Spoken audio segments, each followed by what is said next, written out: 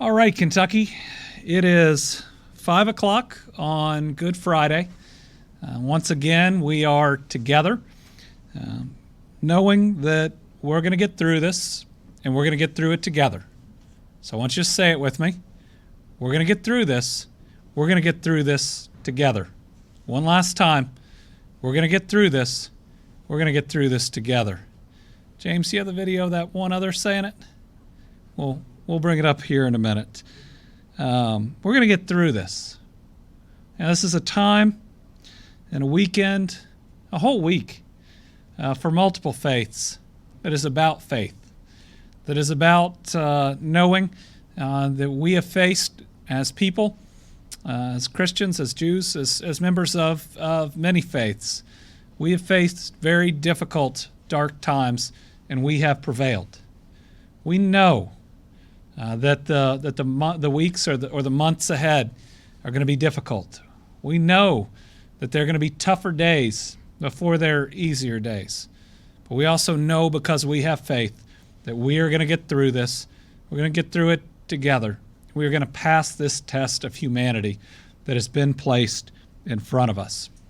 We're going to get through this because we're going to follow the 10 rules that we know help us to reduce the spread of the coronavirus and help us to ensure that we protect one another. Those rules are staying healthy at home. The most important rule. You should be at home. And we'll talk in a bit about how all through this weekend, even with it being such a special weekend, you should be at home. That means not getting together with family outside your house. I know that's tough. Use Zoom, use FaceTime, use whatever you can digitally. But just know that we did better last weekend than we did the weekend before, and we need to do better this weekend than the next one. And we'll talk about tough areas, problem areas, our senior living facilities. If we violate these rules this weekend, it increases the chances of even more harm to those who are most vulnerable. So stay healthy at home. Number 2, avoid crowds and gatherings, no exceptions.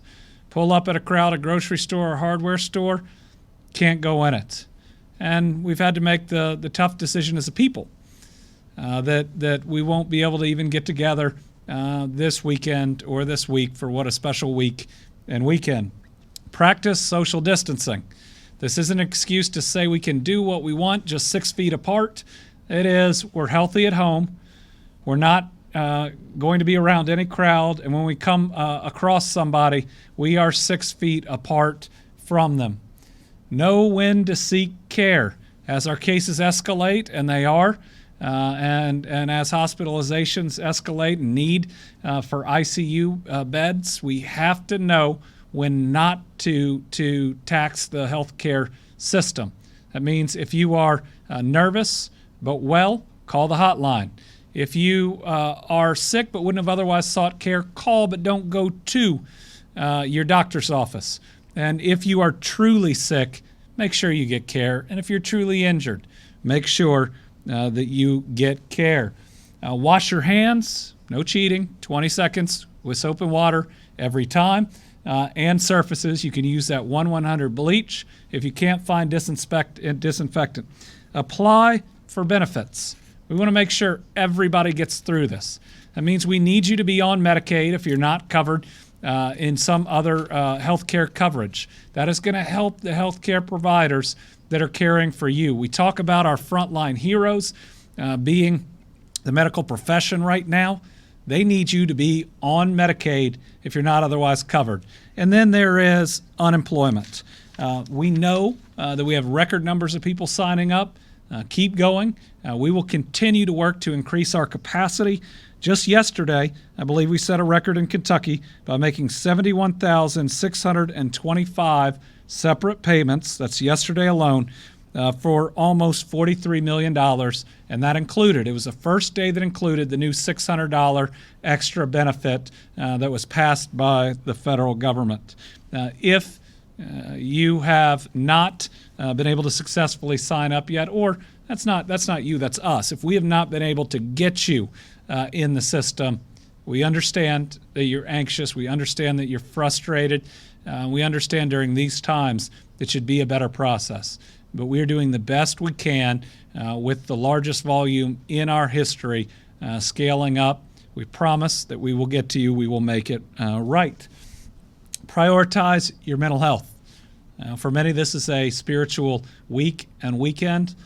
Make sure that you take advantage of it if that's something that you do. You can join, if you don't have a service, watch ours virtually at Beargrass Christian Church out of Louisville, which is where I'm a deacon. You are welcome to join us or any other service that's out there. But make sure you're getting your physical exercise and that you're spending time with family, that you're connecting with friends through virtual means.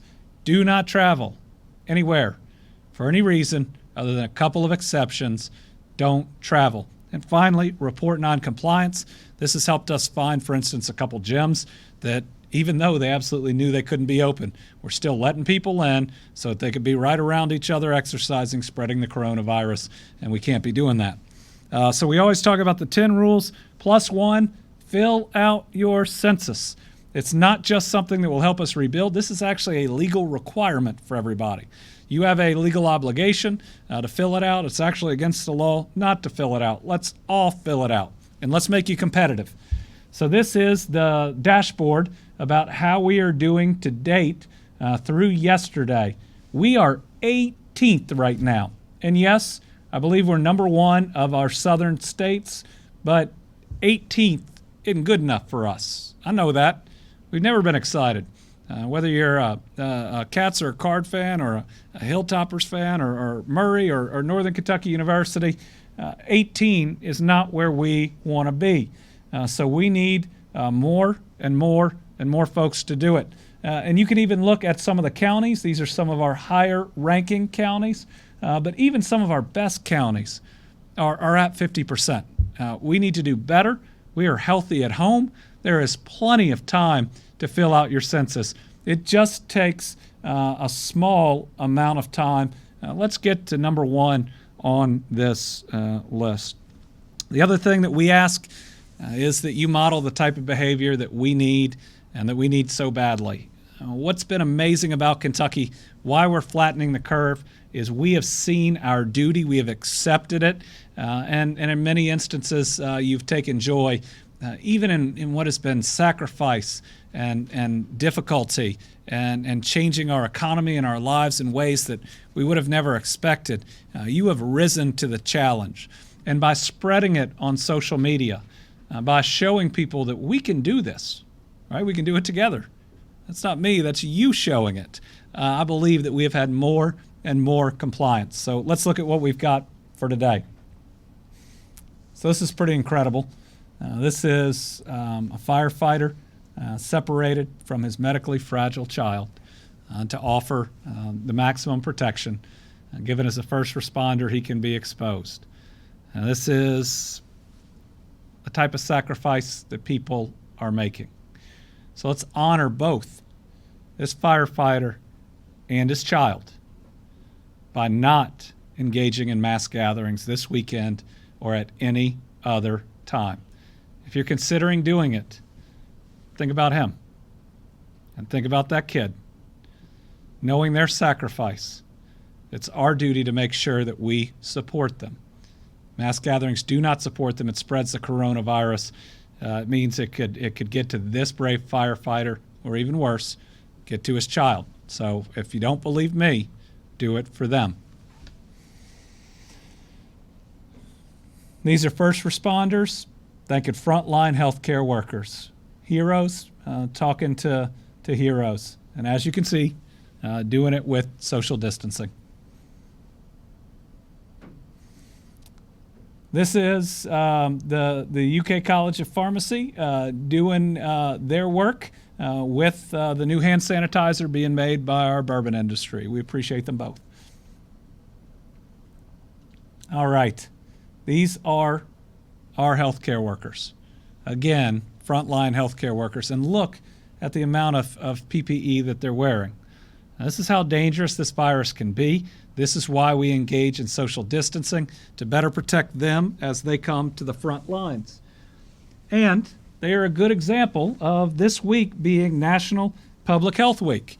And so, folks, this is our public health our department here in Frankfort, our local public health groups that are out there, everybody that's working on the public health front or in our healthcare system, thank you very much. You absolutely do save lives. I want to thank all of you. I want to personally thank our Department of Public Health here in Frankfort. That what's being asked of them and what's being asked of everybody is the greatest challenge that any of us have ever seen and faced, and they have certainly risen to that occasion. This is a Google meeting, teacher and our first graders, showing that we can still reach out to our classes. We should be engaging our kids intellectually, socially, and let's make sure we use all these opportunities. And thank you to this teacher for making sure that she is still providing that enrichment. The chalk drawings continue, and our artists out there are incredible. Here's some kids honoring what Easter means to them, which they will be practicing at home in the safest way to do it. And I thought that this was pretty interesting. This is one family.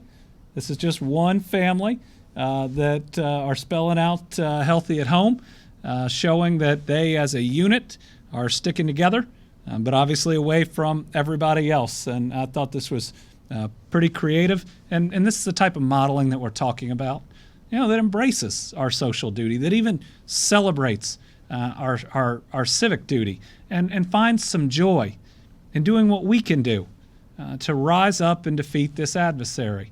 What's being asked of us is different than has ever been asked of us, but we can do it. It's about staying home. It's about just staying away from people for a period of months.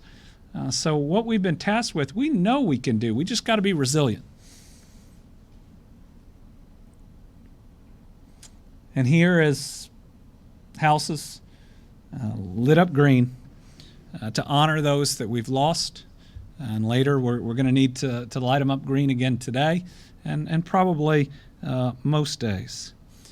Next, we've got another video from pastors. These are all, I believe, Christian pastors. Yesterday we had multiple faiths, and I believe tomorrow we'll have multiple faiths. But coming into this weekend, which is Easter, we also have Passover being celebrated right now. We just were reached out to, especially after yesterday, from even more faith leaders wanting to spread the message that the healthiest place to be is in your home. Hello, I'm Todd Lester, pastor of Forks of Elkhorn Baptist Church. This is Dave Hammond, pastor of the Faith Baptist Church of Myra, Kentucky and Pike County. Hello, I am Ronaldo Henderson, and I am the senior servant of the Washington Street Church of Paducah, Kentucky. Hi, my name is Chris Michael. I'm the pastor at the First Christian Church Disciples of Christ in Owensboro, Kentucky. Hello, Kentucky. I want to encourage everybody to stay healthy at home because every challenge brings with it an opportunity. Churches might be empty this Easter, but so is the grave. I want to encourage you to meet together separately this Sunday to remind you that on that first Easter, Jesus came to people behind locked doors. He will come to you as well. Even though we cannot meet Sunday, that doesn't stop what we celebrate. Up from the grave he arose. We celebrate the victory over death. Every believer has defeated death, absent from the body, present with the Lord. Happy Easter to all of you. We encourage you and your family to worship the risen Lord at home this Easter Sunday. Stay healthy and stay safe. So therefore, we ask that you would be creative in your worship and that you would stay safe, stay home, save lives. So let's seize this opportunity to better see Jesus, and may God bless you and keep you, is my prayer.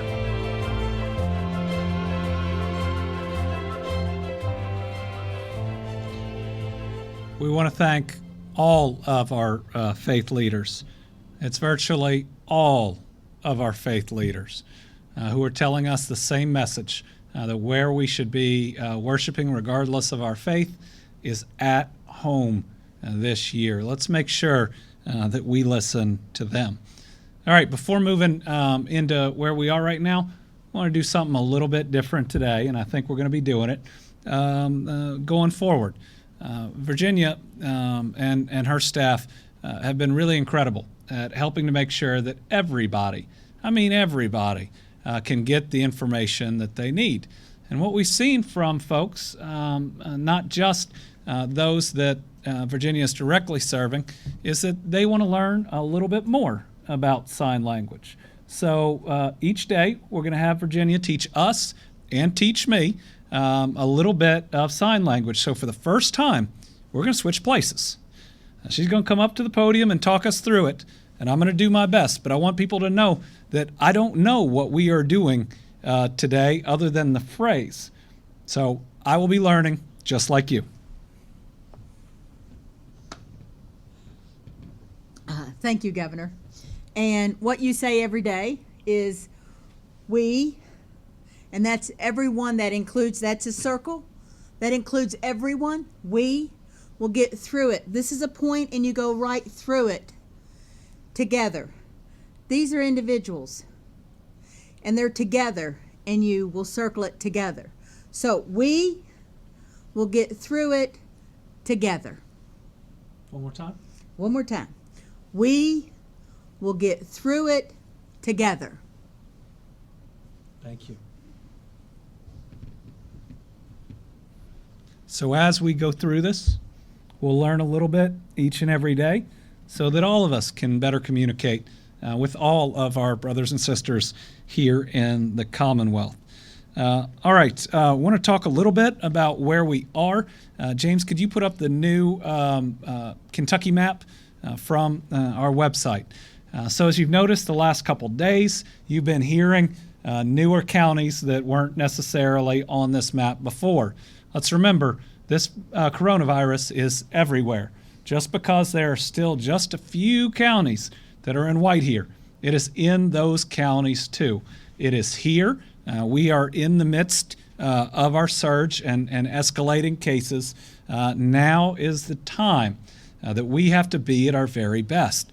The next couple weeks at least being absolutely critical to us not only blunting or flattening the curve, but really protecting those that are most vulnerable, especially our seniors that are in different types of assisted living facilities. You can see on here what happens. It's not just our counties that have the largest population, but what you see are clusters. Clusters where very quickly it can spread throughout the community. All of us are going to be hit pretty hard. I believe that we are doing better than just about every other state, but this is a very serious virus, and we've got to continue to expect to see more cases, and we will continue to see more deaths.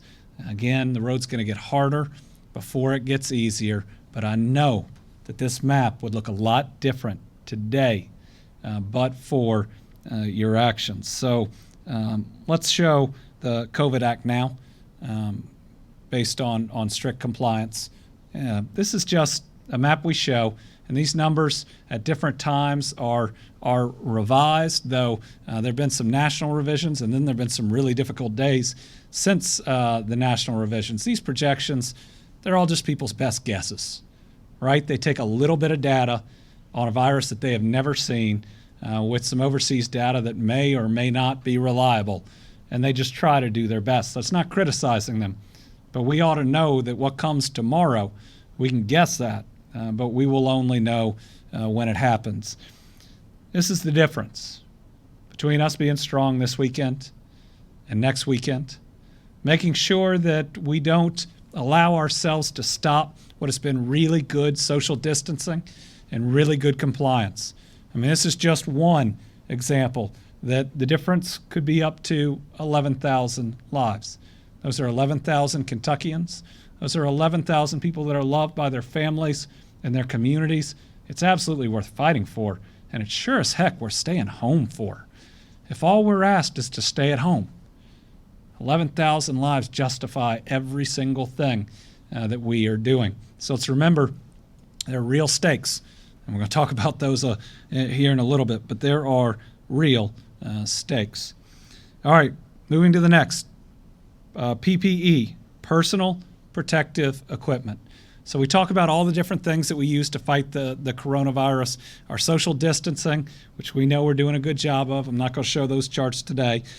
We have increasing our healthcare capacity, and we have testing. These are the ones, the things that can help us. Social distancing flattens that curve, make sure that we have enough healthcare capacity. Increasing the healthcare capacity gives us room for error to make sure that we have the people and the beds and the equipment to take care of everybody who's going to need it.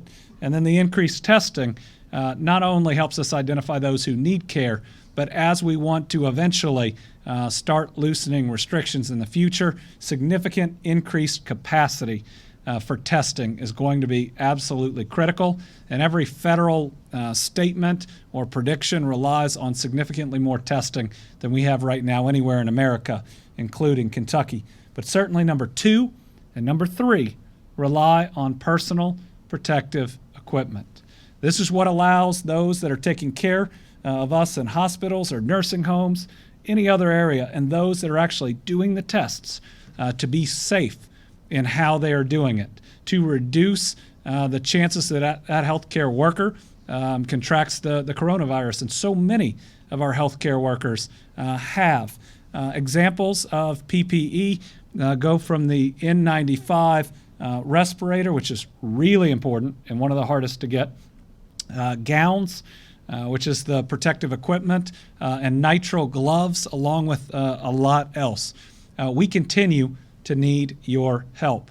We're trying to buy it, we're trying to manufacture it, and we have donations. I will tell you, while we're having more success on the manufacturing, and we have some glimmers of hope on the purchases, that's been the hardest. Your donations have been our number one source for additional PPE. So we're calling on you to do it even more. Look in every possible place, every possible business that's out there. We need especially those respirators, we need the gloves, we need the gowns, we'll take the surgical masks. This is the way to do it. Here's the number, here's the website.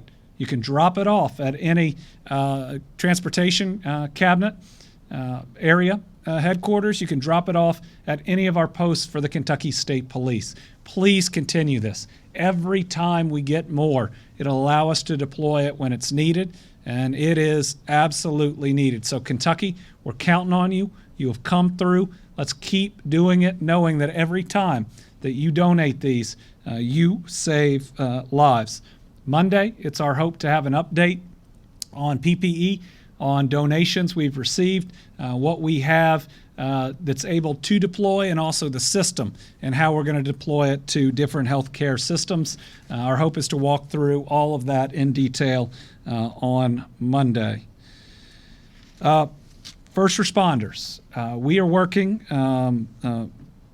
with our local health departments to make sure that addresses of those that have tested positive or who are in self-quarantine are available just to our first responders when they might be going on a run.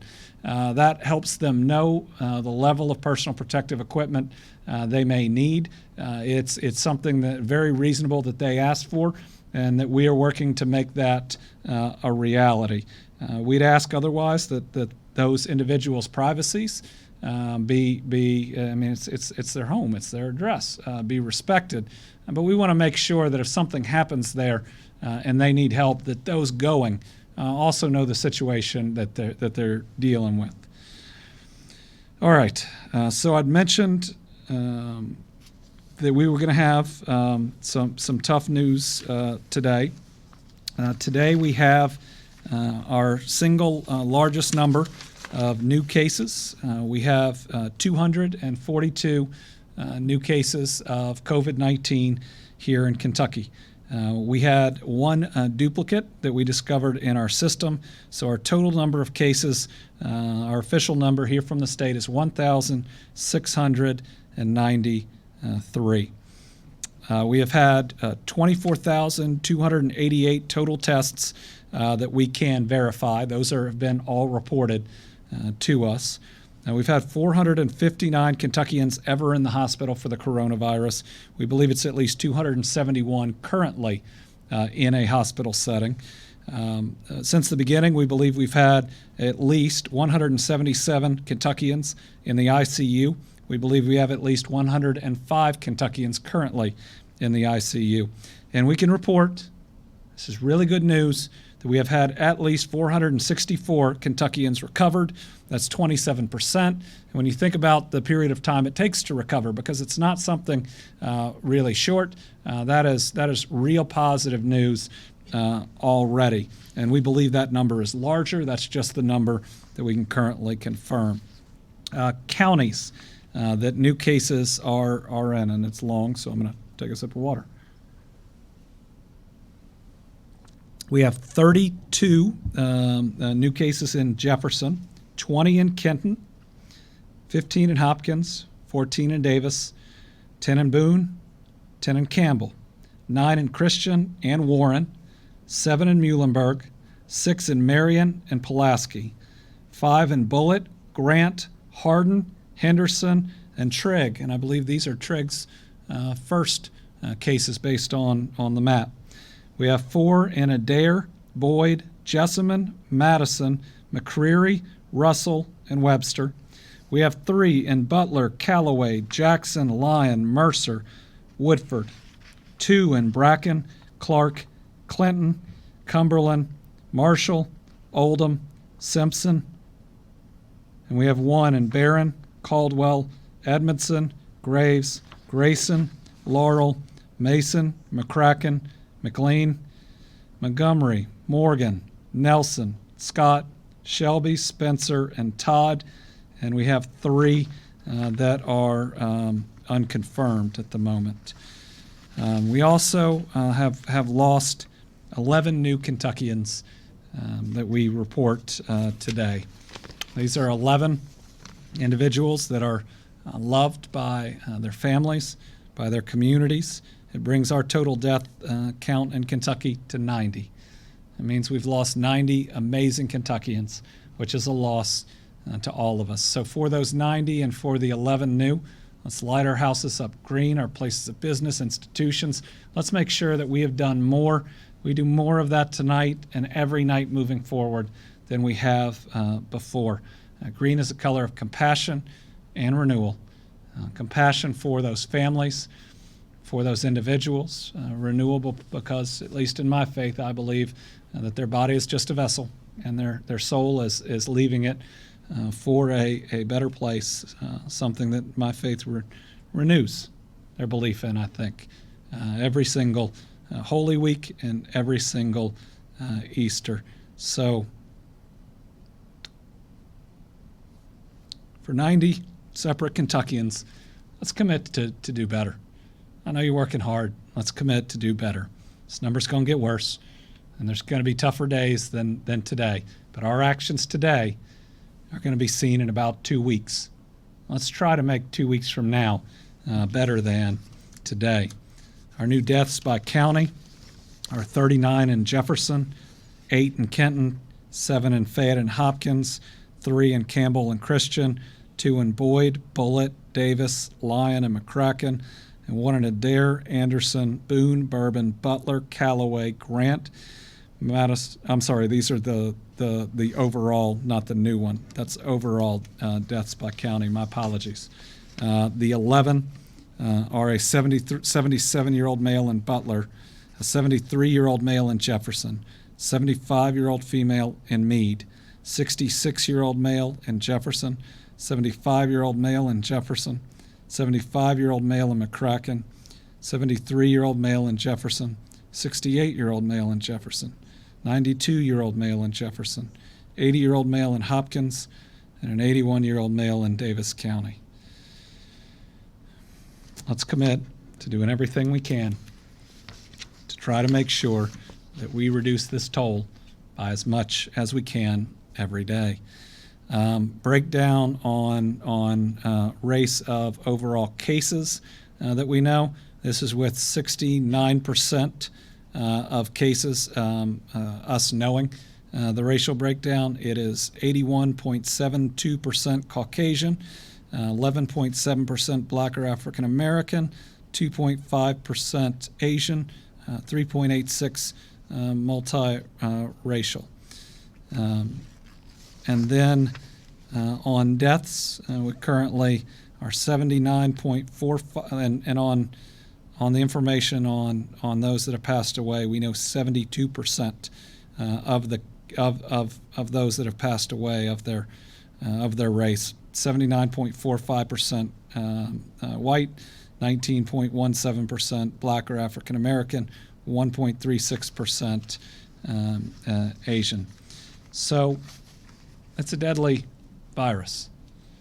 Even with everything we're doing, even with changing our economy and changing our daily lives, it is a deadly virus.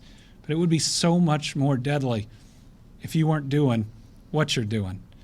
And how it is deadly is being spread through people, especially through crowds.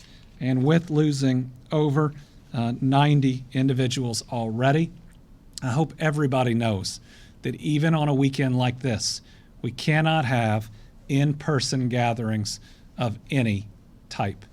I want to thank our faith community out there.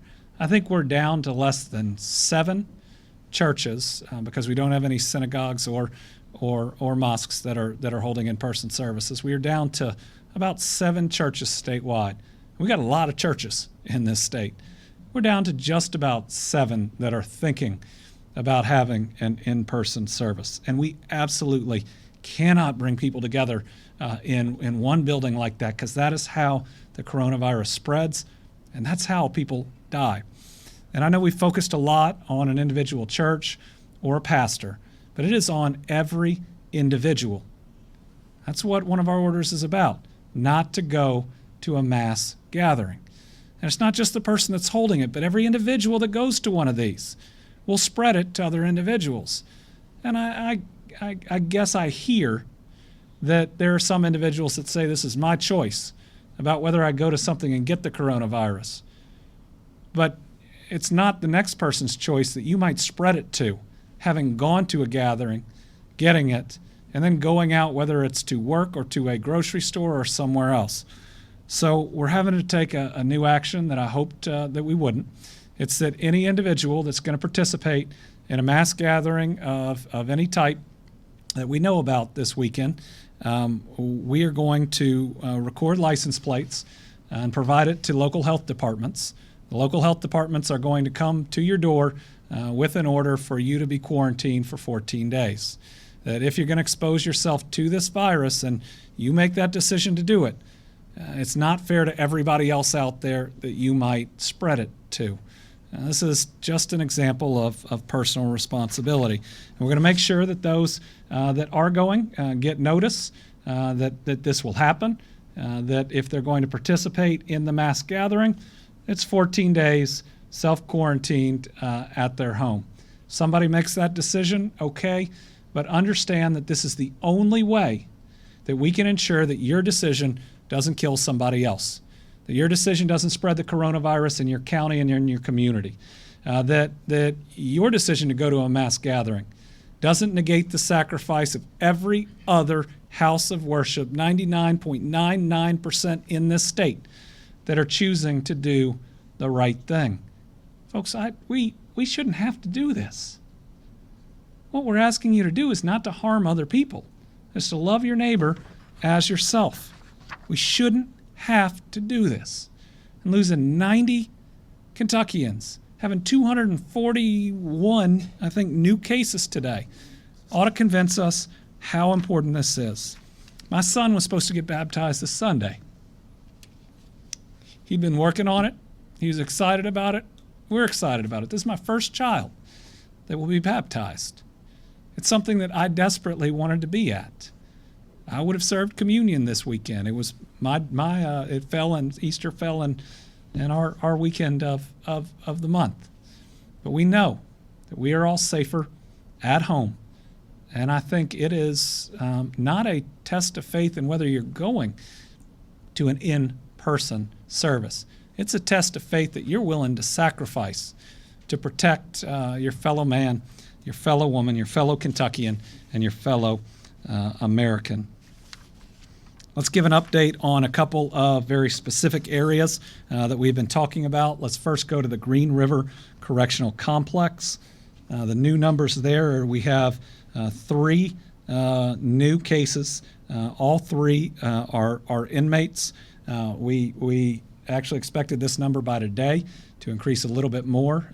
This happened, we got these tests back, I believe, after yesterday's press conference. We're going to continue to work to protect people in the Green River Correctional Complex. Some of our steps are up there, and I know they're taking additional steps every day.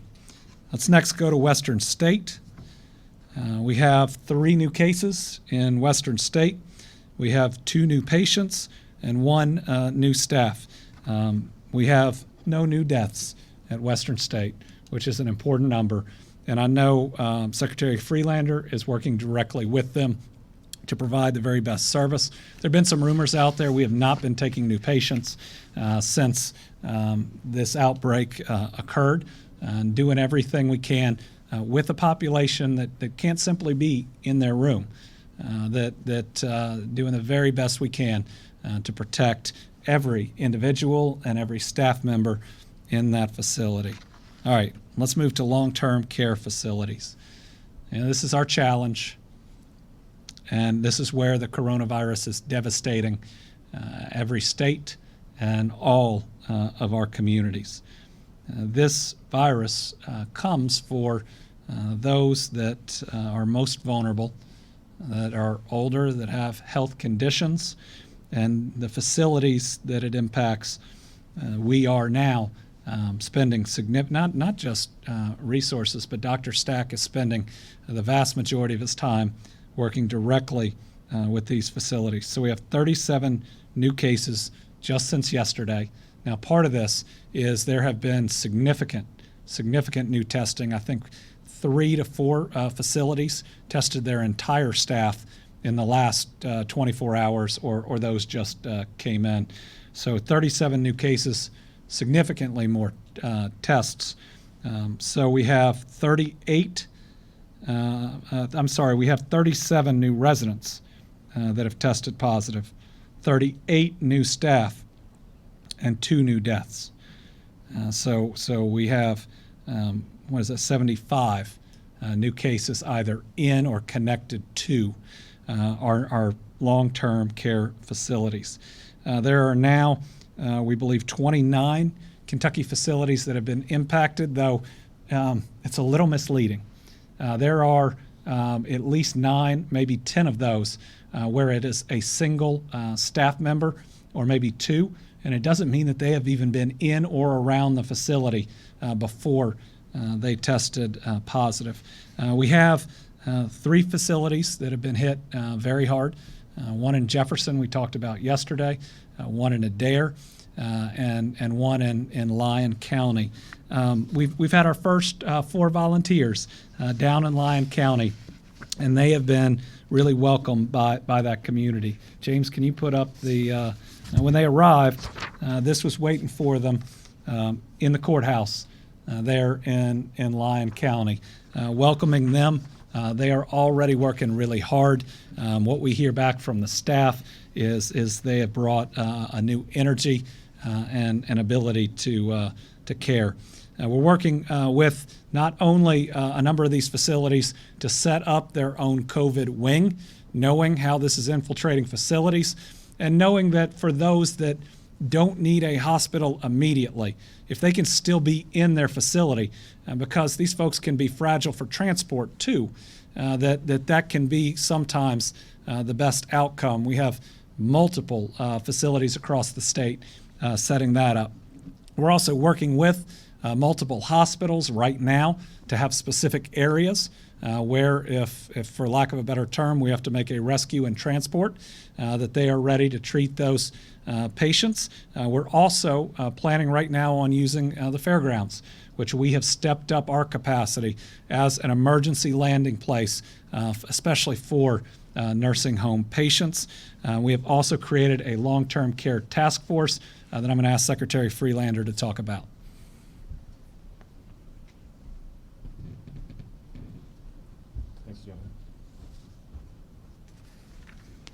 So the governor did a very good job of describing the complexities that face folks in long-term care, face folks who are doing transportation, face families, face residents, face staff, trying to balance a variety of needs, the importance of transportation, the trauma that comes with transportation, how facilities remain fully staffed when staff start to test positive. These are all things that we have to balance and look at and try to figure out in a changing environment, in a very challenging environment. These are some of the most vulnerable residents in some very, very precarious health situations that we need to take the most care as we work with them, and we work with the facilities, and we work with the hospitals to make sure that we're providing the very best care and recommendations that we can come up with. You heard Dr. Stack yesterday talk about his team and how his team engaged with a specific facility, but that team engages with every facility that has someone who tests positive. So this fast-moving situation, all of these different things that we have to balance, we've asked a very small group of individuals, 10 individuals, most of them physicians, to come and help us think through the best way to balance all these different things and to make sure that we're protecting our loved ones.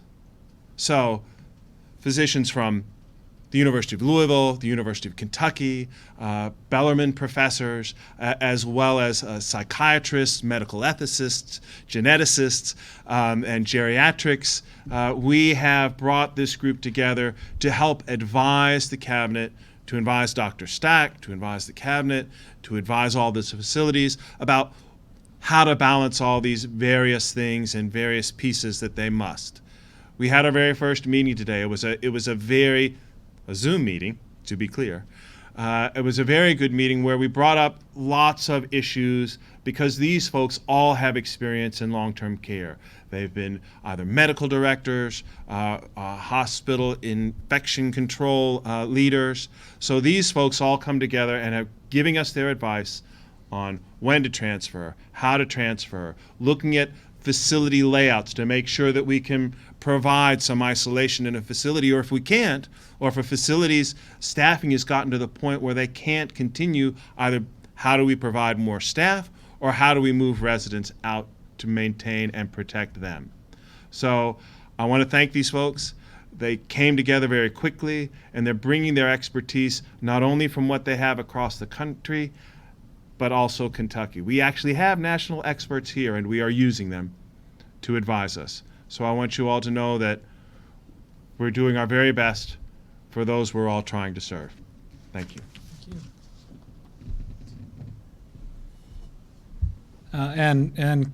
Caring for those in these facilities and responding to them also led us to activate our first state park in this effort. We anticipate that we will see more of our lodges activated, whether it's for the caregivers or volunteers we're sending in, or potentially for residents themselves if they are not in need of hospitalization but can't be isolated within their own facility. Finally, let me just mention, and then we'll open it up for questions, that I know all across the Commonwealth, people are still sacrificing and recognizing that. So I'm showing 2 T-shirts today. This one's from Moorhead, and this is their main street, which has been, for the most part, closed for so many of those businesses. But what they're saying with their statement is they're staying strong. They know we got to beat this, and I know every community out there understands and is in it with us. All right, we have 4 reporters with us here today. We have Joe Sanka. Joe, give me your last name so I say it right. Ragusa. That's what I thought. Yeah, Joe Ragusa. Okay, but you looked at me funny when I pronounced it the last time. All right, Daniel DeRocher. And Mike Valente. And then I have just a couple of questions here. So we will go back and forth. Joe, I made you go last time. Why don't we start first this time? Okay, I have a question following up on the taking of license plates of people who go to mass gatherings this weekend. Does that include drive-in church services that some are planning? Into what authorities are going to be taking the license plates? So the question is on the steps that we are taking if people go to a mass gathering, a service this weekend, knowing that they could get and spread the virus to people who aren't there. It applies only to in-service. At least our actions are only in. It does not apply our actions to drive up or through. I guess it's a drive up service. Those provided that a local leader hasn't made a different decision, and it could be based on the density of their county or in Hopkins County based on their outbreak.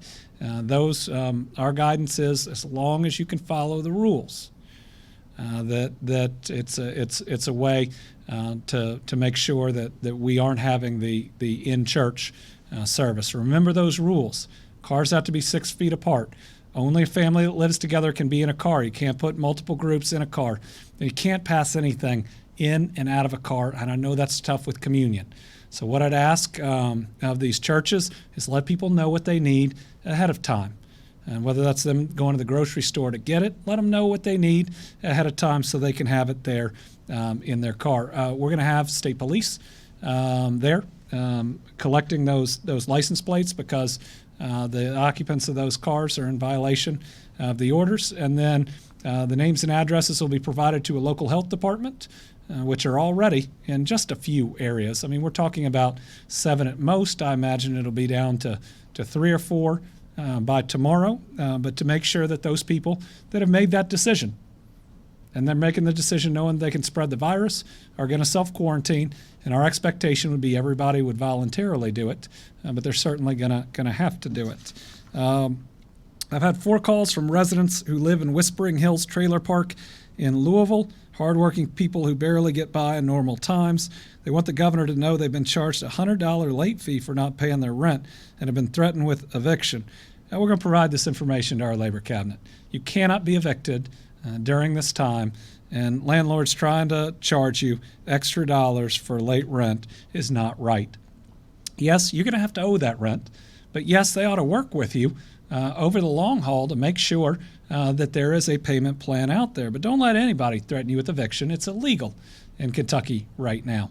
And we need people to be better and kinder and more compassionate for us to get through this. Everybody's hurting.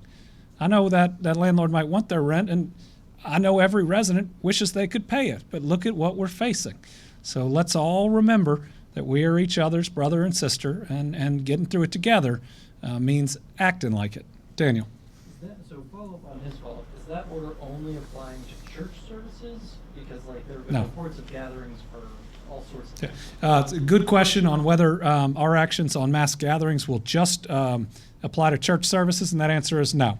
It has to be a gathering that we know about, or one that our folks see or are present at. But no, this is by no means intending to single out churches. It's making sure that we're not having any type of mass gathering. And by and large, our faith community has been some of the best at encouraging the right actions. My actual question I wanted to ask that. If you look at just our death rate among confirmed cases, that's been hovering around 5%, which is higher than what we're seeing nationally in other states. Is there a reason for that? Why would that be? So the question is, our death rate as compared to our positive cases seems to be higher than the rest of the country. And I know one explanation for it. I don't know how much it would lessen it, is that we are truly testing the very sickest right now, is that we have had to be very judicious about the tests that we've had. And we've made sure that those who are symptomatic and those who are most vulnerable, and there have been some who've been symptomatic that are in that healthier area, that we've asked to write it out oftentimes without a test. And that's been, I think, a heroic act that frees up a test for somebody else. But it's definitely how we've tested that contributes to that. Now, we will see as we have more testing if that is the only reason. But we in Kentucky are not as healthy as we need to be. When you look at who this virus kills, not just harms. It's not only those over 60, it's those that have heart, lung, and kidney disease or compromised immune system. We have one of the highest rates of diabetes and heart disease and lung cancer in the country. This is a virus that preys on our population in many ways. So our goal is to do everything we can to flatten that curve, especially with the more at-risk population. That becomes even more important. But as we come out of this, and we learn a lot, we learn how to respond to a global pandemic. We learn that we need to have stockpiles of PPE and other necessary equipment. We also learn that we have to get healthier, that it's not just in our daily lives, but when we face something like this, not being healthier can be pretty deadly. Mike? So this order, as you said, does not apply to the drive-in services. With that in mind, would you encourage Mayor Rick Fisher and other mayors who have prohibited the drive-in services or considering banning these services to reconsider if people can follow the social distancing guidelines? The question is, given the actions that we're going to be taking as a state don't apply to drive-up services, would I encourage, I know of two local leaders that are prohibiting those from changing their mind. No. They are responsible for their people just like I am. And I have got to give them the latitude to do what they believe. And they both truly believe, County Judge in Hopkins and the Mayor of Louisville, that this is necessary. And the reasons that they give for it are understandable. I mean, the Jefferson County is so much more dense than everywhere else in the state. And then in Hopkins County, oh my goodness, the loss that they've seen, you can absolutely understand the steps that they are trying to take. Now, those that are doing it, please do it responsibly. What we've seen in some other instances is, a couple of actors ruin it for everybody else. We don't want that to happen. Police in Pulaski County say they've had numerous cases where one parent lives in Kentucky and the other lives in Ohio or Tennessee, and they're wanting to know how to handle exchanges with the children. So this is one exception to the travel ban. It doesn't say it explicitly, but it says a court order. Court orders include visitation, and so you can absolutely take your kids across state lines to be with their other parent, but you got to come straight home, and for that you don't have to quarantine, but you can't do anything else when you're down there other than make that transfer. And it's really important in times like this, in these situations where there's joint custody, and sometimes there's good relationships between the two individuals. A lot of times there aren't, and we all know the reasons why. But this is a time to work even harder. Your kids are already under stress. For those situations, and this was a question I was asked yesterday, where one of the houses is not complying with the things that are needed to keep people safe, you need to file something with the court on your visitation. I know that they will be very sensitive to it right now. That's the legal process for addressing visitation. So if you are a parent that is not taking this as seriously, and I hope there aren't many out there, you really don't want a filing right now in a global pandemic on the custody status. You don't want that. So let's make sure that we are doing the right things. Joe. My question is actually about the budget. I believe the deadline to do anything on it is Saturday or Sunday. I'm not Monday. Sure. Monday. So with that in mind, do you plan on signing it? So the question is, the budget, the last date for me to take action is Monday afternoon, and do I plan on signing it?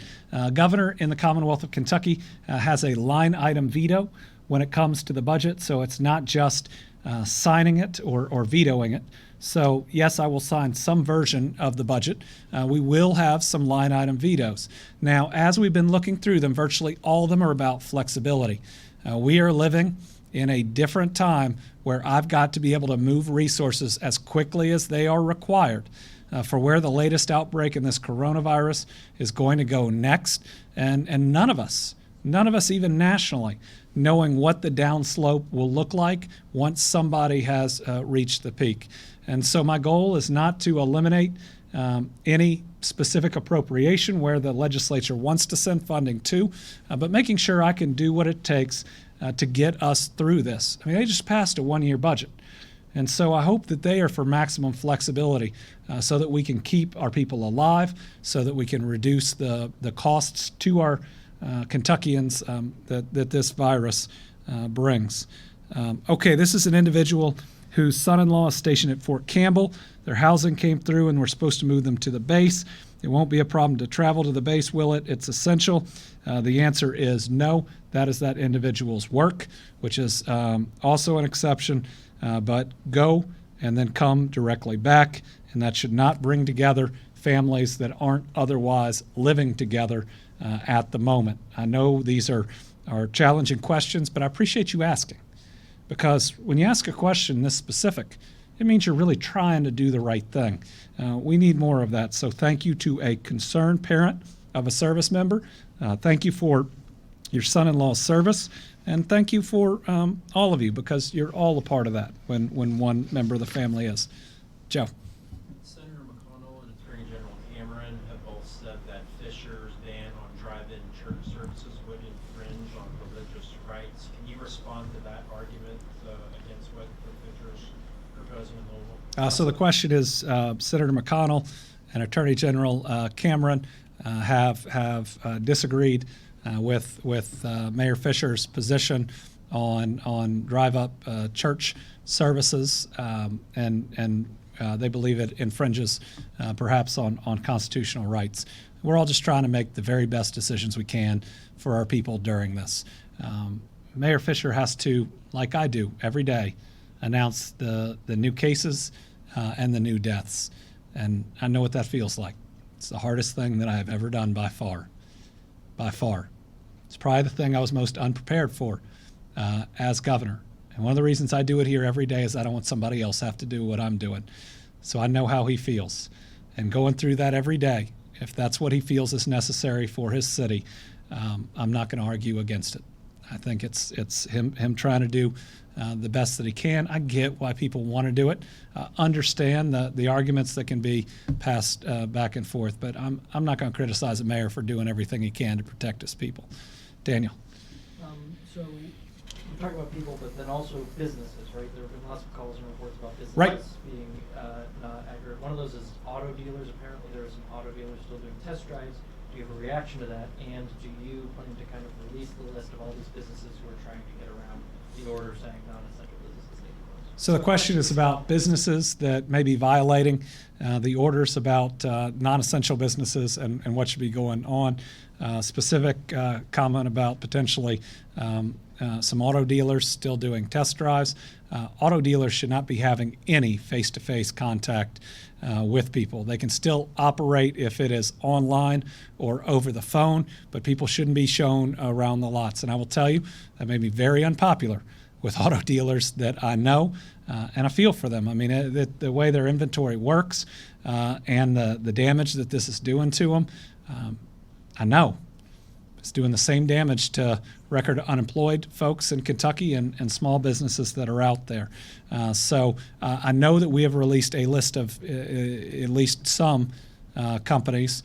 We'll see those others as they come out. Certainly if we have placed closure orders on them, those ought to be public documents, and we'll release them under that Open Records Act. Again, these are steps that we shouldn't have to take. And I think I said that a couple of gyms were cited. I think that's my error in nomenclature and words. I believe a closure order was entered against them. If it was up to me, I would have cited them too, because they knew they shouldn't have been doing that. And a gym especially, where everybody touches everything. And you know when you're in a gym, nobody actually disinfects the equipment as much as they should. That just never happens. So it's just important that everybody buy in, and that you don't think that you should be the exception. Our labor cabinet, like our education cabinet on unemployment, is doing things and having a volume that we had never, ever previously anticipated. Mike, you have one more? Congress may include hazard pay in its next coronavirus relief bill. If that doesn't materialize, would you consider stepping in and implementing hazard pay for healthcare workers and even maybe grocery workers in Kentucky? The question's on hazard pay, and Congress potentially including it in their next, we'll call it a stimulus bill or next coronavirus bill. And if they don't do it, would we consider doing it for frontline workers, maybe even grocery workers? First, I hope they do include it. I hope they do provide more stimulus. By the way, they absolutely need to provide it to state and local budgets, because if they don't do that, what this responding to this crisis is going to do to the Commonwealth of Kentucky's budget and every city and county's budget is going to be devastating, which will require additional layoffs, most likely, programs that we can't fund. It'll further harm the economy. Virtually every time we've been through something like this, even the Great Recession, which is very different now. This is much more comparable to the way the economy changed in World War II. There's been direct assistance to those units. That's really important. I'm going to use the CARES Act money to help as many people as I can. So that's one good idea. If we can provide hazard pay through it, it comes with a whole lot of restrictions. And we're supposed to get guidance, I think, on the 24th of this month at the latest. It may be a little earlier than that. I will tell you that guidance is going to make a world of difference. Even the question about whether this is dollars that are advanced or dollars that are reimbursed. And just think about the difference in that. I mean, there's no way I can front $1.5 billion to be reimbursed. But if it's advanced, then we can do a whole lot of good, hopefully help a whole lot of people that have been harmed through this, have more resources than ever before to try to increase our testing capacity. And let me, before I take the last question, just mention that. So I was asked a little bit about what I might see as we come out of this. And we are not, as you saw in a new number today, we're not at our peak. And I don't think we will be in the next week. And I think there's a lot of optimism out there, and I like that. I like that we all want to defeat this. But we do have to be resilient for as long as it takes. But one of the only ways that you're able to start easing restrictions on the way down, and everything that the federal government's talking about in that, requires a capacity for testing that doesn't exist in the United States anywhere at the moment. And so easing restrictions is going to require us, and we're going to need to use these dollars, and our national labs are going to have to catch up to have the capacity to test a whole lot of people that we aren't right now. And that's when we're able to isolate them and contact trace. That's going to require significant amounts of hiring at the local level and at the state level. So, you could see, if we were able to get the testing capacity, us having 1,000 people at the state level doing just this, and that would help us to ultimately ease those restrictions. So on top of everything else I talked about yesterday, it's really important to know that we're going to have to invest in that testing capacity, and it has to exist as we're coming out of it. Joe.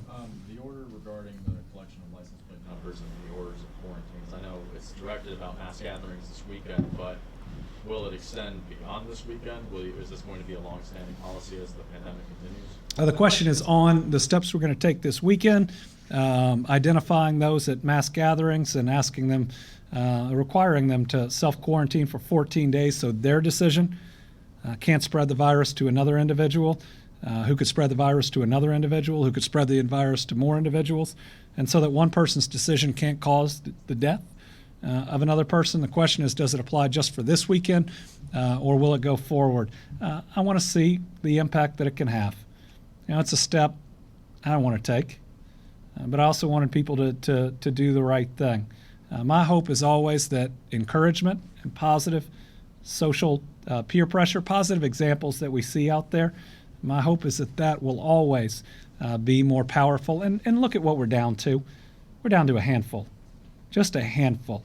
And so I know that probably the headline that will come out of this is the actions we're going to have to take on a handful of gatherings. But I want to say that I think the real reality here is everybody, virtually everybody, doing the right thing.